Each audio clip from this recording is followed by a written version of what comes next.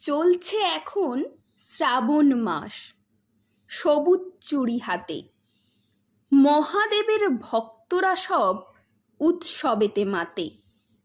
Social media তোলপাড়, চুড়ি বনাম শাখাপলা, যুক্তি অযুক্তি তথ্য নিয়ে চলছে কথা বলা।